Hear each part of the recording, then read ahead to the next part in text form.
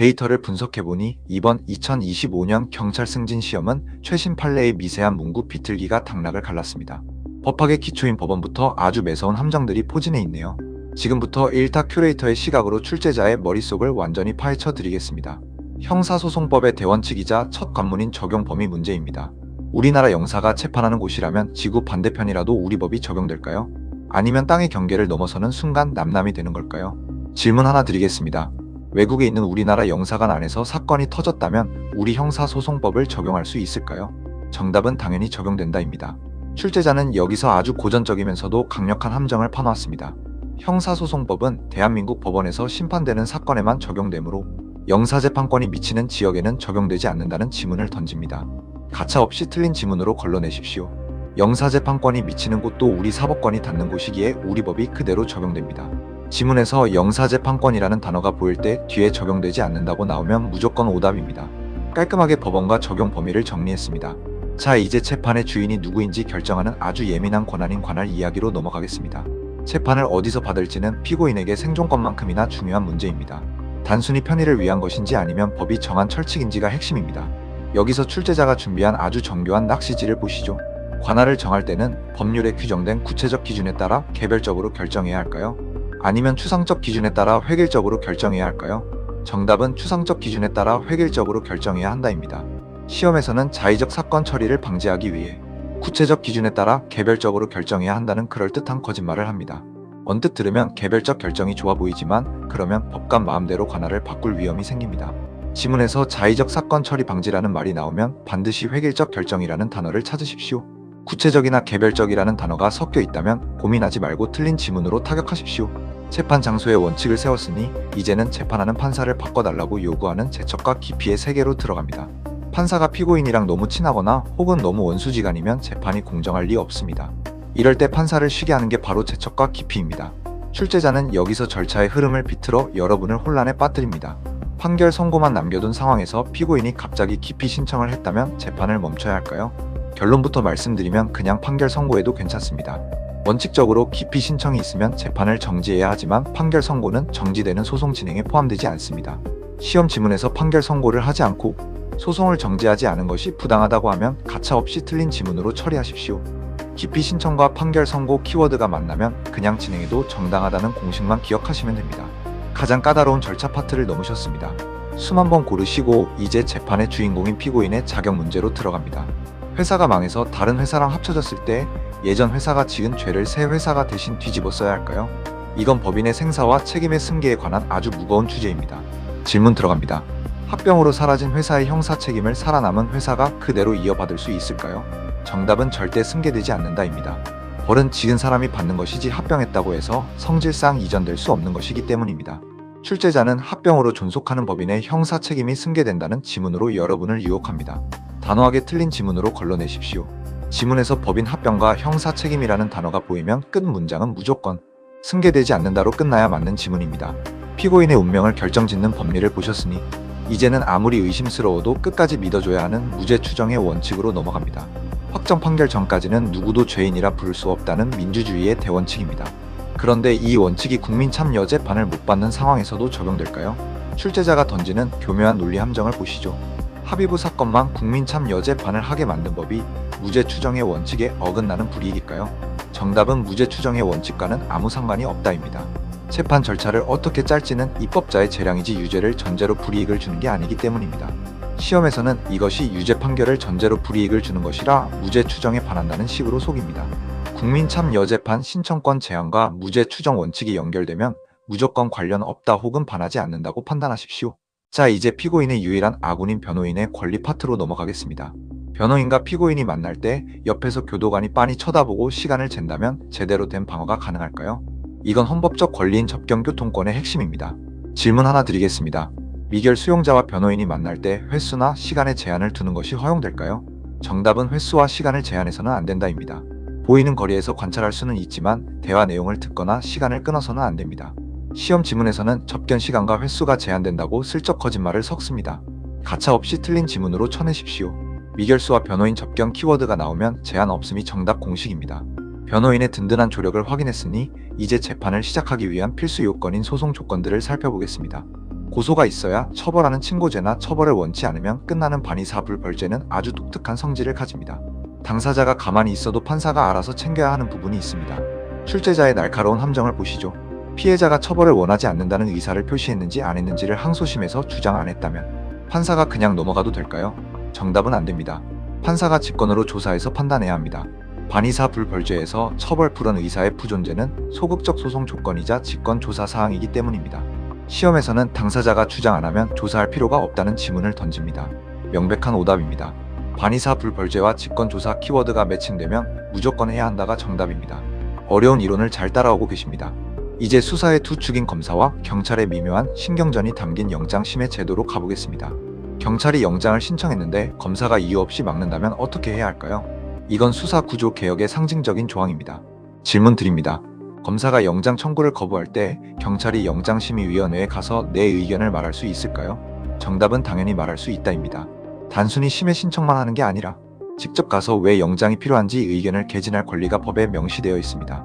출제자는 신청권은 인정되나 의견 개진권은 인정되지 않는다는 식으로 반쪽짜리 지문을 만듭니다. 가차없이 틀린 지문으로 타격하십시오.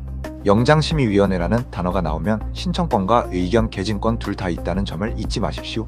수사의 지휘 체계를 정리했으니 이제 수사가 시작되는 첫 단추인 자수와 고발에 대해 알아보겠습니다. 죄를 지은 사람이 스스로 수사기관에 찾아가면 형을 깎아주는 자수가 성립합니다. 그런데 돈을 1억 받았으면서 100만 원만 받았다고 거짓말하며 자수했다면 어떻게 될까요? 질문입니다. 뇌물 액수를 실제보다 아주 적게 신고해서 적용되는 법이 달라질 정도라면 자수가 인정될까요? 정답은 자수로 인정되지 않는다입니다. 범죄의 핵심적인 부분을 숨겼다면 그건 진정한 자수가 아니라고 보는 것이 우리 판례의 태도입니다. 시험에서는 수뢰액을 적게 신고해도 자수가 성립한다는 지문으로 여러분을 낚습니다. 단호하게 틀린 지문으로 거르십시오. 자수와 적게 신고 그리고 법조항 변경 키워드가 묶이면 성립하지 않는다가 타격 공식입니다. 수사의 시작을 봤으니 이제 고소를 취소하거나 처벌을 원치 않을 때 누구의 손을 빌릴 수 있는지 확인해 봅시다. 피해자가 정신이 온전치 못해서 성년 후견인이 대신 처벌하지 말아 달라고 하면 효력이 있을까요? 이건 피해자의 고유한 의사 결정권을 어디까지 인정할지의 문제입니다. 질문 드립니다. 성년 후견인이 피해자를 대리해서 처벌 희망 의사를 철회할 수 있을까요? 정답은 명문의 규정이 없는 한 절대 할 수 없다입니다. 설령 법정 대리권 범위에 소송 행위가 포함되어 있거나 법원의 허가를 받았어도 안 됩니다. 이건 피해자 본인의 아주 개인적인 결정권이기 때문입니다. 최신 전원합 이체 판례이므로 시험에 아주 잘 나옵니다. 가능하다는 지문이 보이면 즉시 오답으로 처리하십시오. 반의사불벌죄와 성년 후견인 대리 키워드가 보이면 무조건 안 된다고 외우십시오. 이제 수사에 꽂히자 가장 논란이 많은 임의동행과 구금의 경계선을 넘어가 보겠습니다. 길에서 경찰이 같이 좀 가시죠라고 했을 때 따라가는 게 임의동행입니다. 이걸 6시간 넘게 붙잡아두면 무조건 불법일까요? 질문 하나 드리겠습니다. 범죄 수사를 위해 피의자가 자발적으로 동의해서 경찰서에 6시간 넘게 머물며 조사받았다면 이게 불법 구금일까요? 정답은 불법이 아니야입니다. 행정 목적의 임의동행은 6시간 제한이 있지만 수사 목적의 임의수사라면 자발적 의사가 인정되는 1시간 제한에 묶이지 않습니다. 시험에서는 6시간 초과하면 무조건 불법 구금이라고 주장하는 지문을 냅니다. 속지 말고 틀린 지문으로 걸러내십시오. 수사 목적 임의동행과 6시간 초과 키워드가 보이면 적법하다는 결론으로 직행하십시오. 자, 이제 수사의 기본 중에 기본인 피의자 신문 과정에서 변호인이 어떤 대접을 받아야 하는지 살펴봅니다. 피의자를 신문할 때 수갑을 채워놓고 하면 변호인이 항의할 수 있습니다. 그런데 판사가 시끄럽다고 변호인을 쫓아내면 어떻게 될까요? 질문 드립니다. 변호인이 수갑 풀어달라고 계속 요구하는 게 신문방해일까요? 그래서 퇴거시킬 수 있을까요? 정답은 퇴거시킬 수 없다입니다. 부당한 신문 방법에 대해 항의하는 건 변호인의 당연한 권리이기 때문입니다. 시험에서는 이걸 신문방해 행위로 보아 변호인을 퇴실시킨 조치가 적합하다는 지문을 냅니다. 단호하게 틀린 지문으로 타격하십시오. 변호인과 수갑 해제 요구 그리고 퇴거 키워드가 조합되면 무조건 위법한 조치입니다. 절차의 정당성을 확인했으니 이제 체포영장이 어떻게 집행되고 통지되는지 그 세부 규칙으로 들어갑니다. 사람을 체포하면 가족한테 알려야 합니다. 그런데 알릴 가족이 아무도 없다면 어떻게 해야 할까요? 여기서 수사 준칙의 아주 세세한 부분이 시험에 나옵니다. 질문입니다. 체포 통지를 할 가족이 전혀 없을 때 피의자가 지정한 다른 사람에게 반드시 서면으로 통지해야 할까요? 정답은 아닙니다. 그럴 때는 그냥 그 취지를 적은 서면을 기록에 편철하기만 하면 됩니다. 시험에서는 지정한 사람에게 서면 통지해야 한다는 식으로 규정을 만들어냅니다. 속지 마십시오. 통지할 사람이 없으면 기록 편철이 끝입니다. 가족 없음과 서면 통지 의무 키워드가 연결되면 틀린 지문입니다. 체포의 절차를 봤으니 이제 현장에서 영장 없이 잡는 현행범 체포의 생생한 판례를 보시죠. 제보를 받고 잠복하다가 필로폰을 발견하고 바로 잡았다면 이게 현행범일까요? 체포의 긴급성과 현장성이 핵심입니다. 질문 하나 드리겠습니다. 미립국 제보를 받고 바지선을 뒤지다가 필로폰이 나오자마자 피의자를 잡았다면 이건 적법한 현행범 체포일까요? 정답은 아주 적법하다입니다. 범행 실행 중이거나 실행 직후라고 볼 수 있는 충분한 상황이기 때문입니다. 시험에서는 이런 체포가 위법하다고 우기는 지문을 던집니다. 가차 없이 틀린 지문으로 쳐내십시오. 바지선과 필로폰 그리고 발견 즉시 체포 키워드는 적법의 상징입니다. 체포 이후의 과정인 구속기간 계산법으로 넘어가겠습니다. 구속기간은 단 1분 1초가 피고인의 운명을 가릅니다. 특히 영장 심사 때문에 보낸 시간은 어떻게 계산해야 할까요? 질문 드립니다. 판사가 영장 심사를 하느라 서류를 가지고 있던 기간은 수사기간의 구속기간에 포함될까요? 정답은 산입하지 않는다입니다. 수사기관이 수사를 못하고 기다린 시간이니까 그만큼은 빼주는 게 공평합니다. 시험에서는 이 기간을 포함해서 날짜를 계산하는 오답 지문을 만듭니다. 법원이 서류를 접수한 날부터 반환한 날까지의 기간은 구속기간에서 제외하십시오. 구속의 시간적 한계를 봤으니 이제 현대 수사의 핵심인 전자정보 압수수색의 복잡한 법리로 들어갑니다. 휴대전화 압수수색 영장을 받았는데 그 안에 있는 불법 촬영물까지 다 가져가도 될까요? 여기는 최신 판례가 쏟아지는 지뢰밭입니다. 질문 하나 드립니다. 영장에 기재된 범죄와 관련 없는 불법 촬영물을 발견해서 일단 출력한 뒤에 나중에 새로 영장을 받았다면 이건 적법할까요? 정답은 위법입니다. 관련 없는 정보는 즉시 삭제하거나 반환했어야지 그걸 들고 있다가 사후에 영장 받는다고 치유되지 않습니다. 시험에서는 사후 영장 발부로 위법성이 치유된다는 지문을 냅니다. 절대 속지 마십시오. 무조건 증거 능력 없습니다. 별개 범죄 정보와 사후 영장 키워드가 만나면 치유 안됨이 정답입니다. 이어서 영장 없이 물건을 가져가는 유류물 압수의 범위를 확인해 봅시다. 범인이 도망가면서 가방을 던졌습니다. 경찰이 이걸 주었다면 영장 없이 다 뒤져도 될까요? 유류물 압수의 한계에 관한 최신 판례입니다. 질문입니다. 피의자가 던져버린 물건을 압수할 때도 반드시 그 사건과 관계 있는 것만 가져가야 할까요? 정답은 아닙니다. 유류물 압수는 일반적인 압수와 달라서 대상이나 범위가 사건 관련성으로 엄격히 한정되지 않습니다. 시험에서는 유류물 압수도 해당 사건과 관계 있는 것에 한정된다는 지문을 냅니다. 가차 없이 틀린 지문으로 걸으십시오. 유류물 압수와 사건 관련성 한정 키워드가 보이면 틀렸다고 판단하십시오. 소유권을 포기한 물건은 수사기관에 더 넓은 권한을 줍니다. 이제 압수수색 현장에 누가 있어야 하는지 참여권 문제를 짚어보겠습니다. 범인이 잡혔는데 변호인이 나중에 선임됐습니다. 그럼 변호인한테도 연락해줘야 할까요? 참여권은 피합수자의 보호를 위하여 변호인에게 주어진 고유권이라는 점이 포인트입니다. 질문 드립니다. 범인이 나는 참여 안 할래요 라고 했더라도 변호인한테는 집행 일시를 알려줘야 할까요? 정답은 당연히 알려줘야 한다입니다. 피의자가 포기했다고 변호인의 권리까지 사라지는 게 아니기 때문입니다. 시험에서는 피의자가 불참 의사를 밝히면 변호인에게 별도 통지 안 해도 된다고 속입니다. 명백한 오답입니다. 피의자 불참과 변호인 통지 생략 키워드는 위법의 지름길입니다. 현장의 생생함을 담는 사진 촬영의 증거 능력 문제로 넘어가겠습니다. 성매매 업소를 단속하면서 콘돔을 찍었습니다. 물건을 안 가져오고 사진만 찍었는데 영장이 필요할까요? 압수와 촬영의 차이를 묻는 문제입니다. 질문 하나 드리겠습니다.